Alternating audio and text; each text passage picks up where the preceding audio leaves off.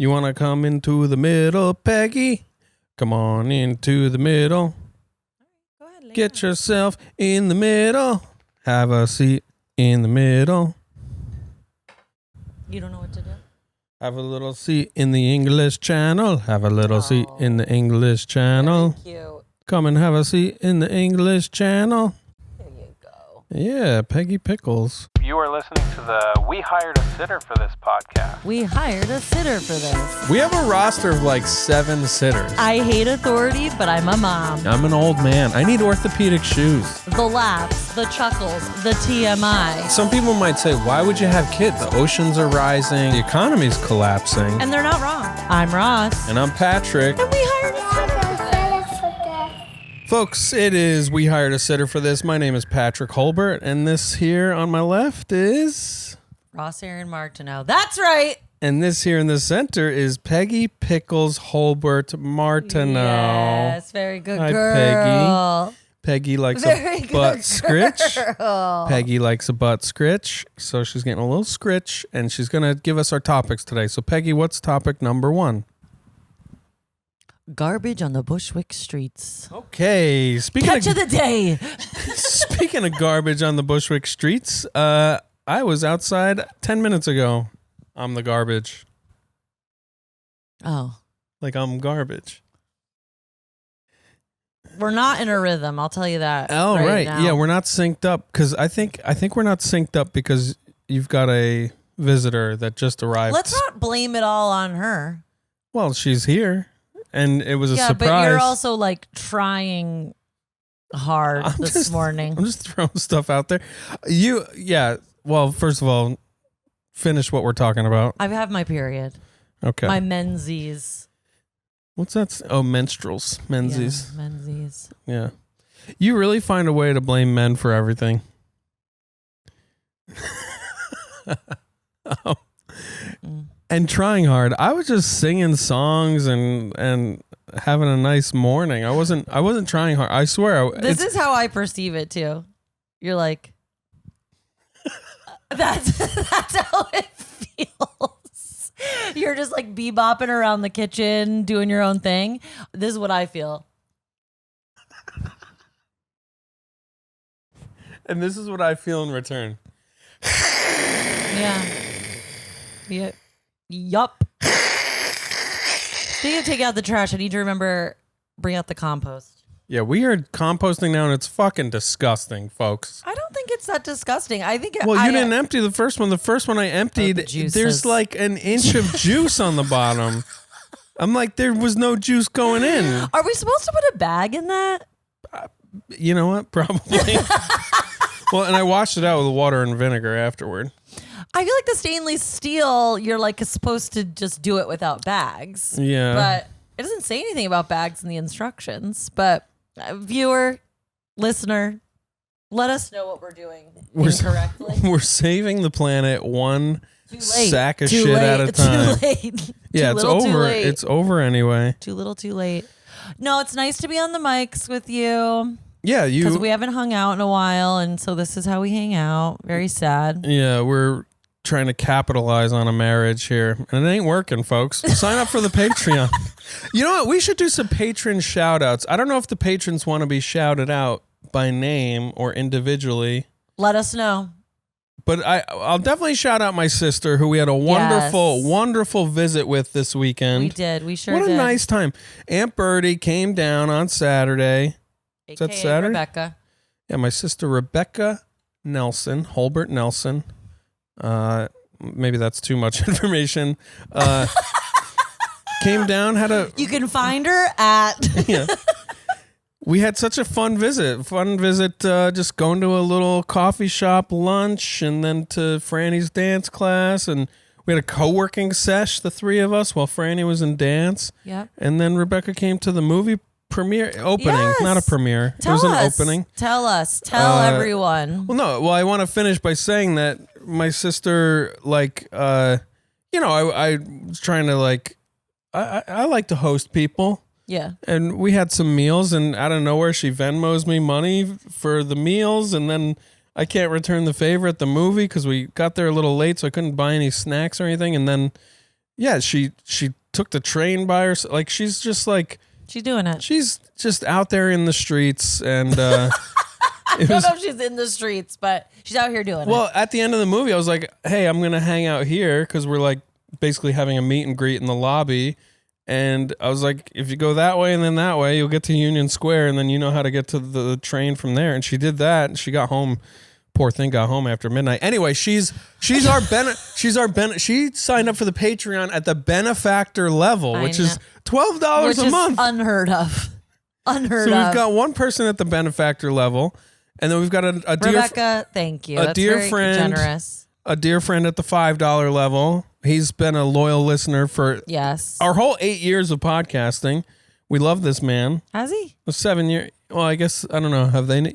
Anyway, he's on there. And then I think we have a stranger. If you are the stranger with the Hotmail email account. Who are you? We don't know who you are, but we're very grateful.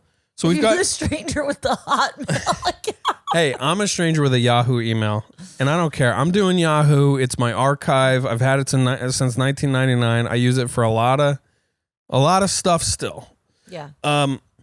So anyway, we want to thank the 3 of you for being our patrons. We're topping out at 3. We've got 3 patrons, and we appreciate you doing it because I just got hit with there's several things we have to pay for to make this podcast work, but today was the $40 podcast host server fee or whatever.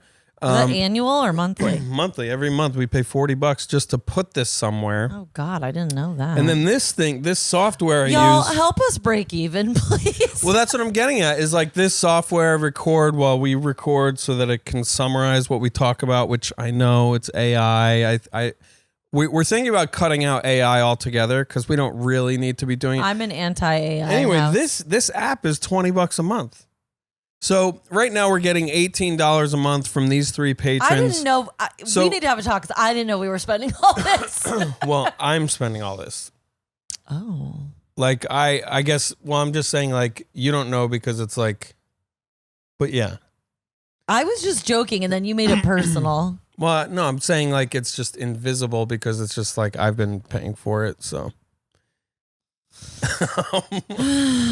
Isn't this a fun podcast? Peg left. She was like, Peg's like, I'm not getting into the finance. Yeah. She's like, they're going to start talking finances and I got to get out of here. Peg left. But the point is, I don't know, is this interesting to hear the transparent truth of what it's all for? Probably no, not. they just want to. They're like, why are you talking? I mean, I know when I listen to podcasts and they're like, get into the nitty gritty, I'm like, where are the laughs? So if it were me, I would say, let's move it along, right. You two. All right. We're moving it on. We had some funny stuff happen this weekend. We did. Like, I hope you came with a couple of thoughts. Well, you know, life is lifing, as the kids say. Yeah. I got my period, as I said at the top. Yeah, yeah. So you said you came home from the coffee shop just now, and you said, or walking Peggy, and you said, yeah, my period came. A lot of cramps. When I think of the period came, I think of the unveiling of the blood red moon. Like I think it's a unveiling. I assume that it's a bleed that is the first signifier of a period coming. For me, typically cramps. But I mean, this is details. Y'all ready for this? Spotting. So a little bit. Yeah, the blood is not just like hitting the ground running. It's not the old bow whoosh. What's that? A toilet flushing. Bow whoosh. Bow whoosh. It's not that. Learning a lot of things today. No, it's not that. It's just a little peek. It's a peep show of blood. It's like, oh, did you have cramps? Guess what? Guess what's happening? And then that's usually, everyone's different though. Yeah. That's usually like the first day for me. And then the second day, ba whoosh. Okay. So tomorrow. But also blood doesn't happen ba whoosh. Sometimes it does. I guess if you collect it with like a Diva cup or something, and then you take the Diva cup out, maybe it'll. What a hilarious name for a Diva cup. for a product. Well, I'm kind of a diva, so Hey I'm going to girl, plug. hey diva. Collecting that blood, looking good. I should start wearing one of those too. I talk about saving the earth. The Beyonce model, or who are the divas? Who are the Celine Dion? Sure. Well, the original divas. I mean, we could go way back. You should name a diva cup one of those names. Like you could have the Celine Dion or the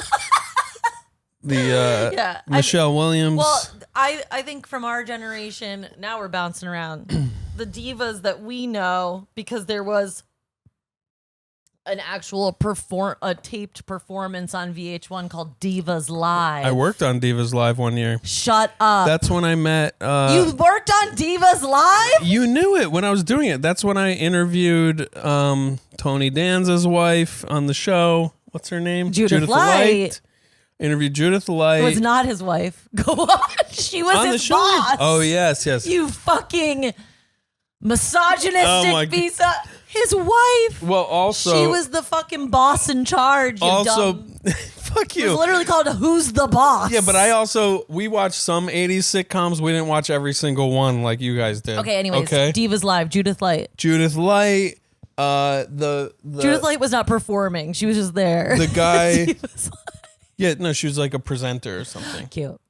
The guy who was in all the American Horror Stories, the white guy, sort of creepy actor. He's like a real actor. Older, but like middle-aged. the gay guy that we all love. Yeah, I yeah. can't remember his name. Interviewed him. I remember you interviewing him, but I guess I didn't realize that was for Divas. And then... But this was in the 2000s.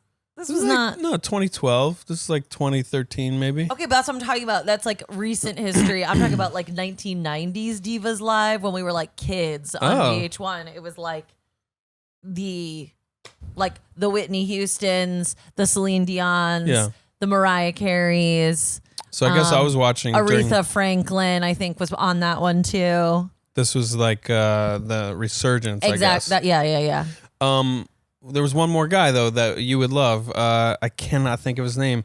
From what? He's from Broadway, black guy, Kinky Boots, original cast member. Oh God, what is his name? So funny. Famous? Yeah. He's great. Long he was the hair. original Kinky Boots? Yeah, but he's been in other stuff too. I can't. I don't remember who the original Kinky Boots is. He's a very gay icon.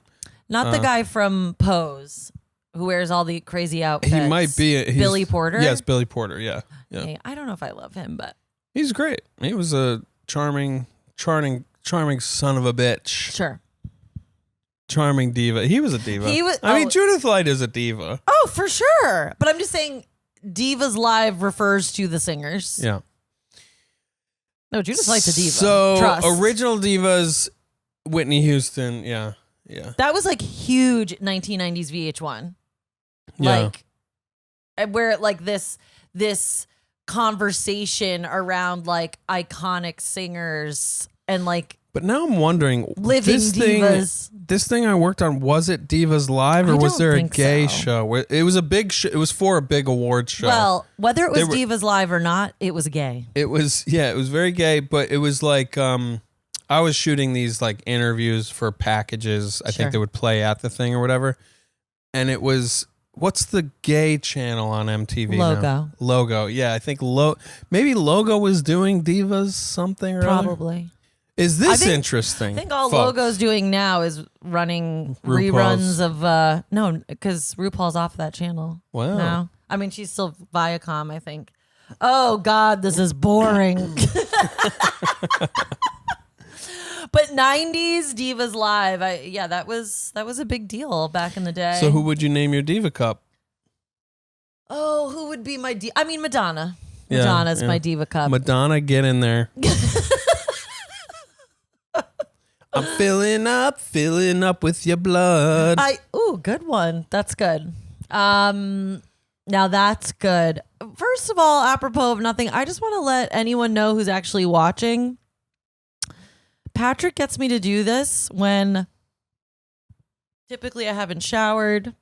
You look great. I haven't brushed my teeth. I'm not wearing anything like yes, fine, like this is cool, but like I'm not put together for like the day. We should schedule these.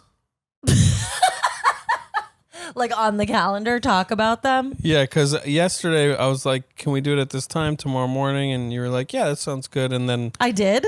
Yeah, I think we I don't remember that. We talked about recording in the morning. Anyway, yeah, it is like 8:30 that we're starting talked here. about yesterday. We talked about doing this morning. Yeah, that's what I mean. Yeah. We discussed doing it at some point today. Yeah, that's what I mean. In addition to intercourse, which is not happening. Yeah, because you got Madonna filling up. And I'm in no mood. So no, there was no specificity around morning. It was just at some point Monday, which in my mind was like, yeah, like I'll have time at some point. And then you were like, oh, I've only actually got this small window for you. Well, it just feels like we should just get it done and then we can have our I agree. day. I'm being clear. Yeah. Let me be clear. Let's be clear. Let's be clear. At no point was morning discussed until this morning. Yeah. Okay. Yeah. And it's 8:57 now. We started recording at 8:40 in the morning, I guess. We're just joking that in all of my Real Housewives, predominantly Atlanta and Potomac, there's a lot of let's be clear to other housewives when they are categorically not being clear. Yeah. And probably lying. They're doing politician talk. Yeah. Which I hate that phrase so much because it's like, just say, allow me to not tell the truth right now. Let me be clear. Is that a good Obama? Is that a good Obama? No. Let me be clear. Who is that? No. No. Let me be clear.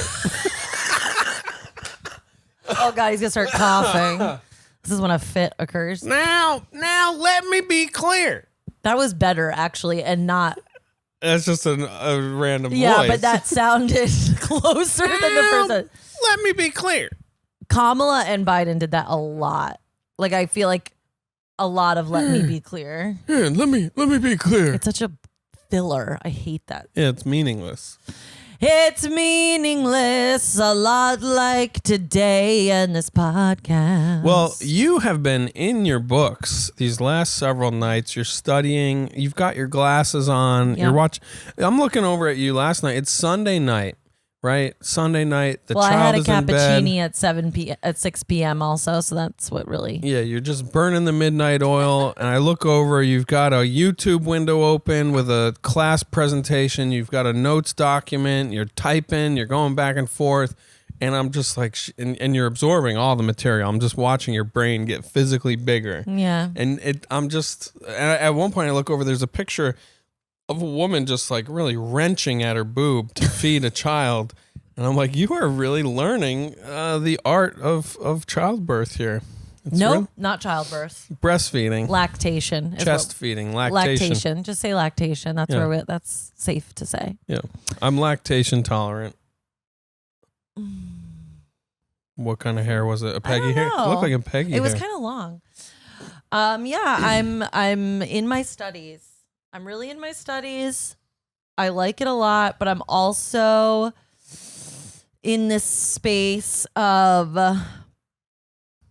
I'm not earning money really, but I also feel busy and like I have a lot to do. Yeah, it's like college. Except it's not, because college I was a fucking stoner. Yeah. Well, I was saying to my mom last night, I talked to her briefly, and here, let me back up. Let me back up and let me be clear. Let's be clear, okay? Also, let's be clear. I'm sorry I'm being short with you. I don't care. I don't love care. you. It's entertaining. You were saying you're the voice of the listener right now. We need somebody to tell me to shut the fuck up sometimes. Just sometimes. And me too. But mostly you. So we've talked a lot about high school and stuff on these podcasts. Yeah. You know? And I think I've alluded to the fact that I struggled. Yeah. not just socially, but also academically. I got like fine grades, but I really struggled with homework.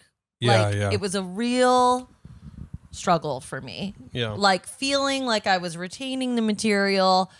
I had a really hard time figuring out how to like chip away at something. I was always doing things until the wee hours of the night when like push came to shove. Yeah. And that was my whole academic career, high school and college in particular. Procrastination.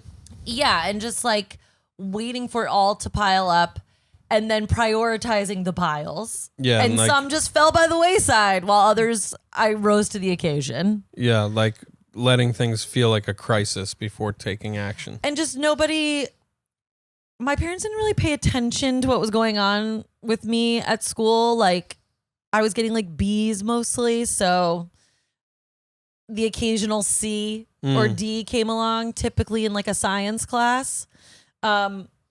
And none of this, And they like just your would never mom, they would never talk to me about it. your mom was in the school as a teacher, so none of the teachers were ever like, hey, like she is Sometimes. a little bit of a slacker. Yes. No, I would never get slacker. It would more just be like, we're concerned. And at one point I was told after failing chemistry, not failing, I think I got a D, which might as well be failing. They were like, because most people would take physics after chemistry. And they were like, you don't need to do that. Yeah. Don't do that. Let's see if we can get her another dance class. I was like, I think I took another history class, which is fucking weird And because they're I like, didn't you like know- history class either. When you think about it, dance is physics. So I mean, so yeah, they would sometimes if it felt serious. But anyways, the long point I'm trying to make here is that I really struggled with, no one ever taught me and I couldn't figure it out on my own how to like make plans in how to study and how to like chip away at work. Probably because a lot of it I was not that interested in. yeah. It was like a lack of interest and motivation, right? Yeah. And then when I got to college, my first experience feeling like a really good student was in feminist theory, gender studies classes, where I was excited about the material. I was writing papers I thought were good, I cared about, were smart. The professors were agreeing with this and encouraging me. I was like being called on a lot. Like I was like, oh, is this so smart, kids? Like, but it really was my first experience of like not trying to like shrink in class. Like, just don't look at me and I'm gonna like get by. And so my belabored point is that now as a 42-year-old woman taking these courses, I'm learning how to budget my time and chip away at things because it's all self-paced. And I'm getting a lot of positive reinforcement for myself. Yeah, that's great. So Yeah, just 'cause- 42 years later, she's cracked the code. From my perspective of what you're talking about a week ago, you said, I have these 3 books I have to read for this class. Yeah. And is it okay to say any Yeah. of this publicly? Yeah. And you're like, I'm thinking about not reading them. Not in entirety. Like Like you were basically like, do you think I have to actually read them? yeah. And I was like, I don't know. I mean, I guess. Because for me, okay, and I'll say, I don't think my brother listens, but I got to tell him he'll start listening to us again. My brother, he really gave it to me straight. He was like, look, you're doing this for yourself. Nobody asked you to do this. So you got to like change your ways to like make things different and retain this information because it's what you care about. Yeah. And That's such a good pep talk. I know. So good. And he likened it to his own career growth, that because he's had to do a bunch of like certifications and stuff for HR, which he was like, I know I need these certifications to progress. I have to do things differently if I'm going to like, he had to like take some big exam or whatever. And he was like, I had to do things differently. And like, I was able to like do he was like, we're capable. It's just like not our go-to. And yeah, in college, like I did a lot of like I'll read a chapter in the first third. I'll read a chapter in the second third. I'll read a chapter in the last third. I'll peruse the table of contents. Mm-hmm. That's enough. I can whip something up. I was pitching to you to do the speed reading method of where you read the first and last sentence of every paragraph, and then as you go, you kind of decide, do I need to dig in more in this part or that part? I've done a little bit of that. I'm mostly reading it, but like if there's sections that I'm just like, it's either like I don't really need to know this information in depth, or this doesn't pertain to like postpartum, though, because some of the stuff that I'm reading is about childbirth, which I should know anyway. But no, it's been nice to, and I'm not reading like literature, you know. Yeah, when people talk about shortcuts for literature, it's like, well, the artist is the author is an artist who chose every single word very intentionally, and it's like if you're not feeling the book, just don't read it. I mean, I guess there are people in a situation where they have to read a piece of literature for a class or whatever. Well, yeah, English majors.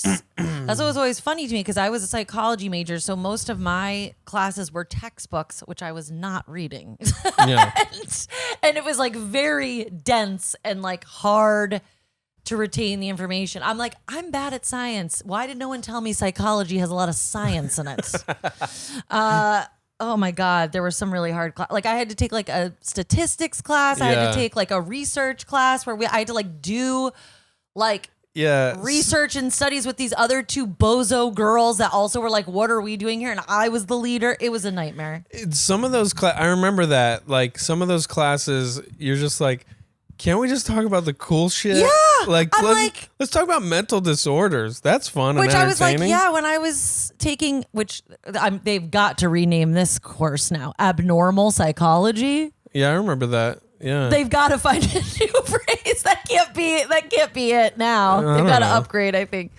But all of my closest friends in college were English majors, so they're fucking getting into Moby Dick. They're doing Proust. They're doing like the great works and like reading round the clock. Yeah, and I'm like over here like avoiding my abnormal psychology textbook. I'm like, you guys want to get stoned? But anyways, I there were so many books in college that I probably cracked like 3 times. It's like, crazy. Yeah, they're so heavy. That's what I was saying. They're so heavy. The pages are glossy, so if it's a new book, they kind of stick together. So it's like, why? And there's so much writing. We don't. Yeah, and they like we're not talking about a book they love novel. We're talking about a textbook here. Yeah, and a college textbook loves the writing, and then the breakout boxes, different boxes, the breakout boxes. and then the let's review, and it's like 100 hard ass questions about what you just read, but you didn't even read it. So then you're like, I can't do this. I appreciate that you are relating. Yeah, no, there were several classes where I just really did the bare minimum. Which is part of my grad school flop, because can't do that in grad school. Yeah. Turns out.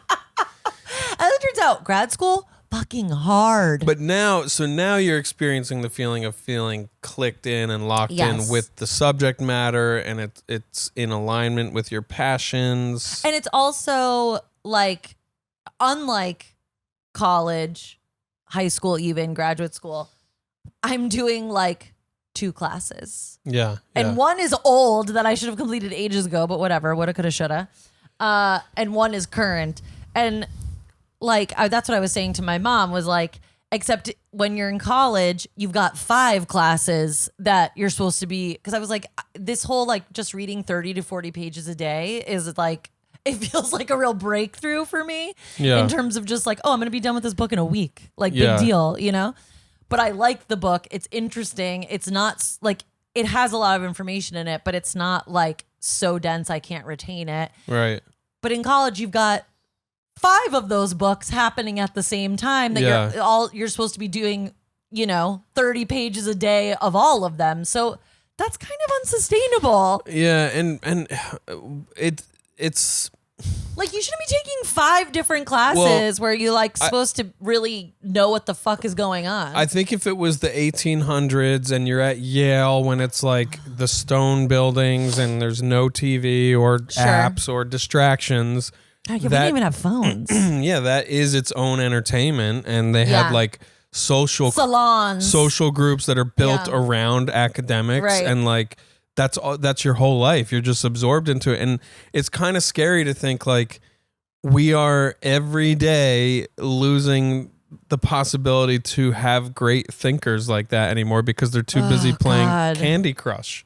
Like how many? Or the great thinkers are becoming evil villains that are like fucking creating the AI that's taking over our goddamn brains. The great thinkers are like, well, why would I learn like how to cure a disease or how to write beautiful poetry when I can become a billionaire? We still have great thinkers though, because there's a lot of creative great thinkers in these like socialist, community-based, anti-capitalist movements. There's a lot of great artists and because whenever there is rebellion and protest, there are artists and writers and people creating art and beautiful thought. Protest art. And rebelling with. We're in a period right now too where people are reminding each other that like art is important. We need to be like creating and talking about the things that are happening in our world through a creative lens. Yeah. And that's like more important than ever in these times when they're book banning and trying to make it like the LGBTQ plus community doesn't exist and, you know, all the terrible things. Yep. Anyway, I'm learning about lactation. And you're committed. I'm just I'm proud of you that you're buckling down, getting it done. Thank you for supporting me financially and emotionally. You're welcome. You're welcome. It's my pleasure. I love to work. No, I actually do feel grateful that all 3 of my jobs are kind of, they're not at peak earning whatever, but they're all happening at the same time in a way that feels sustainable and also like it's enough flow. It's enough money. I wish I could get this little thing off my back of my throat. The uvula. Like I can't. I think it's at the top of my lung. What's did it called? discover uvula. No, GERD. I got GERD. You got the GERD. It's at the top of my first sphincter, which we did discuss and we did Google because Rebecca is a health professional. Can we see up your shorts? She knows about the human body. I mean, I got other shorts under these shorts. Okay, just making sure. I'm giving the patrons a little something to look at. I mean, I don't know if you know this, guys, but he does have incredible stems. Yeah, take a look. And look, my skin is clear. I don't have any with a black crew sock. Whew. I don't have any scabs right now. Any scabs? Oh my god! I put my black socks on so my ankles look slim. You want to see that, ladies, gents? What were we talking? Hold on, let me finish my thought. Sphincters. Jesus. Sphincters. I think I talk over you a lot, and that's bad podcasting behavior. Who gives a fuck? Nobody's listening. It doesn't matter anymore. We're going to do this 1,000 more times, and then we'll decide if we keep doing the podcast. I got a cramp. This is dark. I got a bad cramp on the top muscles over my ribs. Wow. This is cramping up. We're doing GERD. We're doing muscle cramps. My period is here, too. That's what's going on. Well, I'm sure you have hormone fluctuations as well. I surely do. There are days where I just truly want to stay in bed all day, not talk to anybody. Yeah. You never give that vibe. I mean, you have grump, but I guess I just never perceive it as like you're ready to just draw the curtains and call it a day. Yeah, I'm just like... I always think that is more my vibe. Don't look at me. Sure, don't look at me. I'll be under here. I'm not participating today. Ugh, wouldn't that be nice? I remember days like that. Anyway, Google says the human body. Rebecca thought she's like, I think there's just the one main sphincter. I'm like, and we're all talking about the bunghole, right? Like, Rebecca, you're a nurse. No, she's done the reading. She's done all the textbooks. She said there's one main, and then because her qualifier for what she considers a sphincter is that it's a voluntary muscle that you can clench, and the bunghole.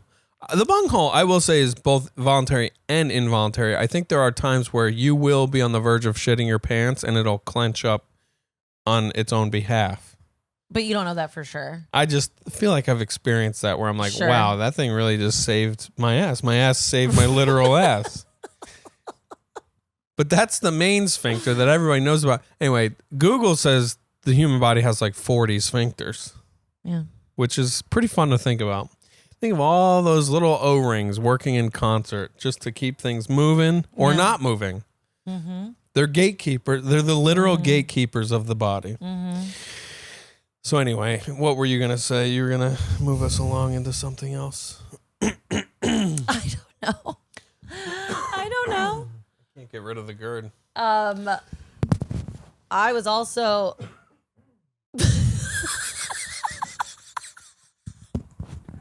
I think I got it. Oh I think I got it. Is this interesting? Does anyone care? Here's what we're going to do for the listeners. We're going to start scheduling these recordings, and we're going to have a shared notes document about topics, things to talk about. Like professionals. Because there are things that have happened this week. What do we have? I went away. I went up to Binghamton for 2 nights. I had some really fun shows up there. Made me feel good. Made me feel like a... But we podcasted since then, right? Yes. My special came out. Yes. The documentary is out in theaters. You had a big week. I have a big week of being in full cringe and trying to manage the shame and full vulnerability. The weird feelings around putting something out in the world. And you like, went like this. You just took a scalpel, yeah, sliced it down, furled open. And I was like, that's why I have a cramp now, because I've been hacking away at my own body. Yeah. Yeah. It's a weird. Yeah. So I guess your special is out on all major platforms. A week ago tomorrow, it came out on all the major platforms. And then you went and watched your documentary that you co-made for 2 nights. Yeah. So you're just like, here's all my art, everyone. Yeah. So it's like, don't look at me. Yeah. Here's all my art. Don't look at me. Yeah. Don't say anything. Don't look at me. But please, also buy it. Buy it. Look at me. Say nice things. And look at me, everybody. But don't look at me. You get it. Don't look at him, but look at him. I just want to be looked at when I'm on stage by the people in the room. I don't want it to be out there. Yeah. But I have to put it out there if I want to go be on stage more. I know. It's a real rub. So it's like, that has been a week of like, all right, I'm going to see how many views, because the distribution company put up reels that I don't know if we described this. I meant to describe this on the podcast, that you sat with me and held my hand while we watched these reels that the company made that I don't like. Yeah. That I feel like everything's so cringy on its own. And I'm like, but I have to let them.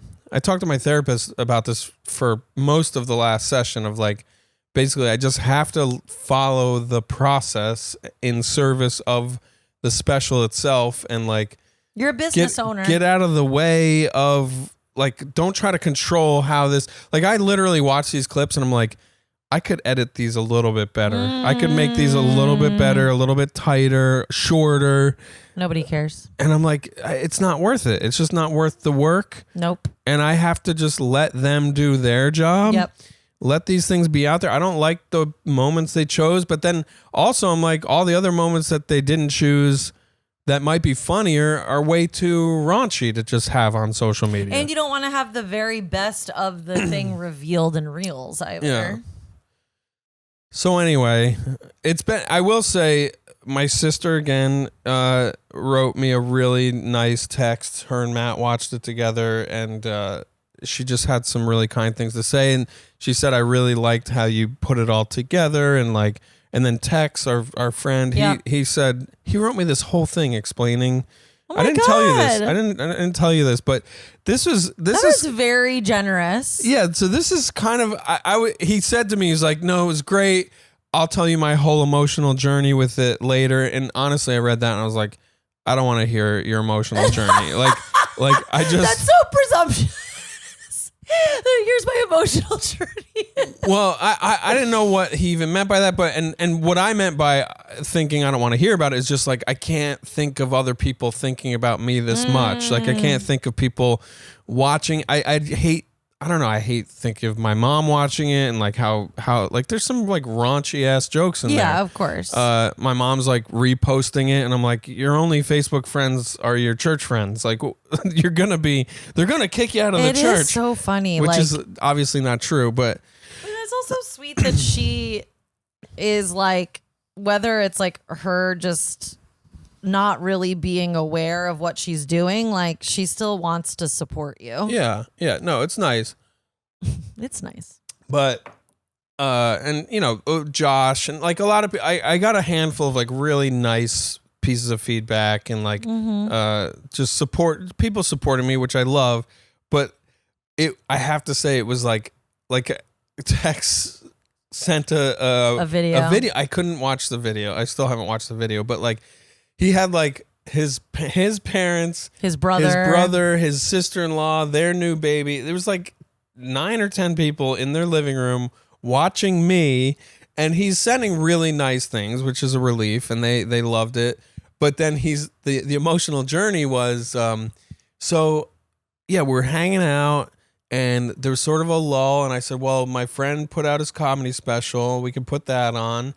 And then right away, there's like a disclaimer that says it's at a recovery conference. And he was like, oh, yeah, I know he does AA and he does comedy for colleges about drinking. So this is probably going to be really it might be boring. Did I choose the wrong thing to play in a social setting? Because we all know that feeling of like the social pressure of like, let's watch this. Then it's on you that it's going to be like. Yeah, you produced it. If it's good or.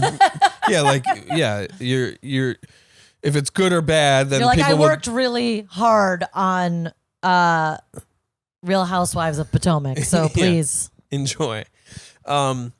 So he starts spinning out as it starts, and he's like, he's in his head about like how's this gonna go, and then it just and then it got good or whatever. It went really well. So crazy. Yeah, and so it was just I don't even know if Tex still watches or listens, but thank you. It was very kind. It made me feel really good. That's so funny. But also like I'm still in that place of like I appreciate the vulnerability of that share, actually. That it was like that it became about him and it like wasn't even about you or your comedy. Yeah. It was just like, oh God, are they gonna? I told them this was my friend. Yeah, like, because like we've all been there on some level. Totally, that's and funny. I don't know.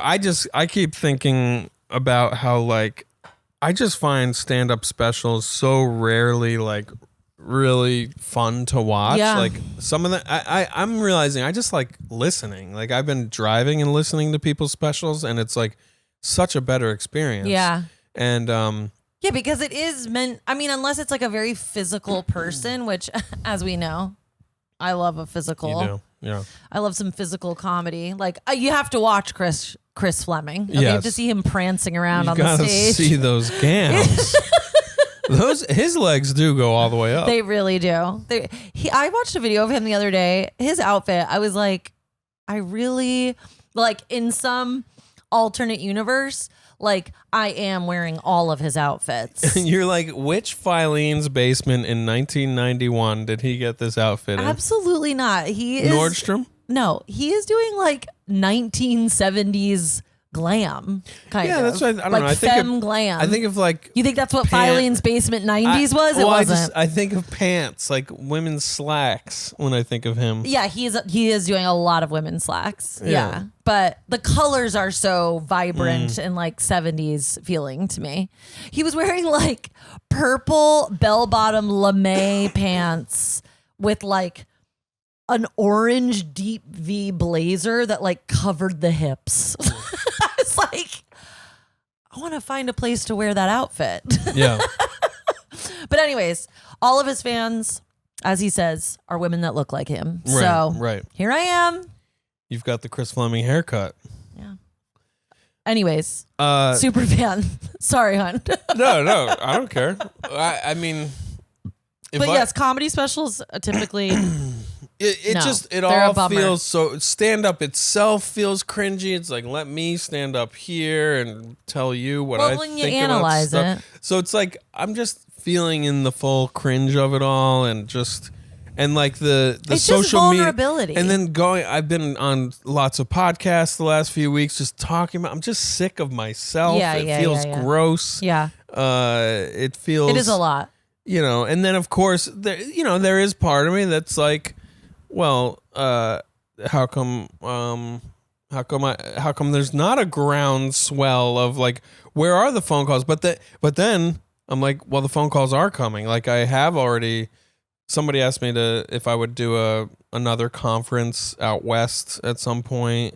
And then the documentary, like both nights at the opening in New York, like a couple random people like wanted to make time to talk about maybe some professional things together down the line or whatever. So it's like, it's the piece of shit at the center of the universe stuff is on high. Yes, it's yes. Fuck off. This should have been different. It sucks. And then also, why aren't I getting an Oscar award for this? Yeah. I know. It's I think that's why fame must just be so bizarre. Like, it really must fuck up your sense of reality on such a deep, profound level. Like, fame and near fame, or like extreme success, even in the comedy scene, doesn't look cool. Well, and it's so niche. Now fame is so niche, right? Yeah. So that it's like you can be Kim Kardashian, or you can be a comedian that like millions of people have heard of, but there's so many millions of people that have never heard of you. Yeah. And like it's quite interesting. But like that you can exist in your bubble of people knowing you and your work, and then that opens you to a lot of criticism and a lot of feedback. And if you're a woman, potentially rape and death threats. Right, yeah. Because then you've made it. Yes. Yeah, like when our rape and death threats are coming for me, then we know. Then we know we've got enough Patreon subscribers. Yeah, I mean, that's what's... Thankfully, I haven't seen any haters on... Because there's only 2 reels for my special on the distributors. I guess I'm a collaborator or whatever. There's no haters in there yet. But because of the documentary that I helped Joe List make, who's much more successful than me, it's interesting to see... Much more well-known, let's just say that. Success is... subjective. Well, yeah. I mean, he's just, but the haters are coming for the documentary and for him, and it's just like really funky to be just like, because I'll check out what people are saying, because I make a lot of the reels about the movie for him for his page, so like I want to see what people think of the trailer or the reels or the movie itself, like in his comments sections, and I'll occasionally dip in, to see what's going on, and it's fucking horrible. The stuff people say. Like for the first time, I actually defended him in a Reddit thread because I was just like, this is somebody like. But you did shame that person successfully. Yeah. Into apologizing. Yeah. But they very specifically, they wrote this whole long, nerdy review of the movie because they went to go see the movie in Los Angeles. It's playing at the Sunset 5. Thanks for going to see the movie. But then they wrote this like borderline sociopathic review of it. It's like who? I mean, I want to say, we got to come up with a different way of saying this autistic review of the movie. But like, what is the synonym for that? Because I don't want to like be mean to people with autism, but I feel like what that means when you say it. I know, but we do need to think of a different word like because totally, it has a negative connotation. It's totally socially inept, or it was like pure, socially unaware. Yeah, very socially unaware. The review itself, it was just like, oh man, that's a bummer. He thought these things about it, but then this person added on a hyper specific physical thing about takedown Joe in the footage, and just really cruel and mean. Yeah. And I'm just like, that sucks. And that's not, I mean, I've seen similar people, it's a running joke because Joe makes these self-deprecating jokes in his specials and stuff like that. So it's like, he sort of sets himself up for it, I guess. But like in this context, it felt so fucking mean. And irrelevant. And not even a part of anything. Yeah, no. So I just wrote like, hey, that's like really cruel and I cannot understand why you would write that. And I'm shocked you got an apology from somebody like that, to be honest. Well, and it's just weird. It's like, is this even my place to be getting involved? And like, you know, I've done the answer is no. I've done my work on this thing. There's probably a little bit more work to do or whatever, but like now we're entering into detach with love. Yeah, space. I gotta like leave that community alone because like comedy fans are like rabid dogs who want to just like stir up drama and, you know, like everybody says don't read the comments. RuPaul, we've heard RuPaul saying don't read the comments for years, but I think it's just how can you not like want to know what people are saying about you? Who has a funny take on it, Julia Fox, my girl, Julia Fox, who people be coming for her. Like the way she's out here in these streets, people are coming for her. And she reads the comments and she leaves them. She won't delete them because she's like, well, that's like disgusting and lame. So like you should have to live with the fact that like you wrote such a disgusting thing publicly. Yeah. And she seems very steadfast in that, which I think that's attractiveness privilege though, because I do think. Yeah, but she's getting like a woman that is putting themselves out there physically like that. She is being attacked in a way that we could not eat. Like I'm sure she's getting death and rape threats probably every single day, ripping her to shreds, telling her how disgusting she is. I was seeing Steph Tolov was talking about this too, how like she gets taken down for how she looks constantly, you know, and like it's so I mean, yes, of course it is pretty privileged because she knows at the end of the day that she is very hot. Yeah, and like she doesn't question that probably. And the wealth, it's like untouchability in reality. I don't know. Okay. And I'm not minimizing what horrible stuff people say about it. I mean, and that's great. I'm glad she has that. The problem with Reddit is people can just do it super anonymously. Yeah. And it's just like, I don't know. I just think Joe's my friend, and I'm just like, stop talking about my friend. This guy's got to see this and like just hear this shit all the time. It can't be. Don't worry, they'll come for you in time. And who's going to defend you? They're going to be like, who are these? Who's going to defend you? Guess who's getting into fights in the comments? Actually, I almost way back in the day when you did that True Life. Oh yeah. I had a very hard time. That was crazy. Not, like coming to your defense, and you were like, please don't get involved, and I was like, fuck this. But you know what though, Karma's a real bitch. Yeah, can I say I talked about this on a podcast recently. Hey folks, sorry we got to cut you off, but we're gonna cut to the Patreon episode now. If you want to hear the rest of this episode, please do sign up for Patreon. It's $1.99 a month to listen to the full episodes, and it's $5 a month if you want extra episodes of other content we're doing, and then it's $12 a month if you want to be a benefactor like my sister. Hell yeah. That's what will help us pay for the podcast, but really do whatever you can afford or you want to do, and we love you for it. We love you for it. Get that juicy tea over at Patreon. Bye.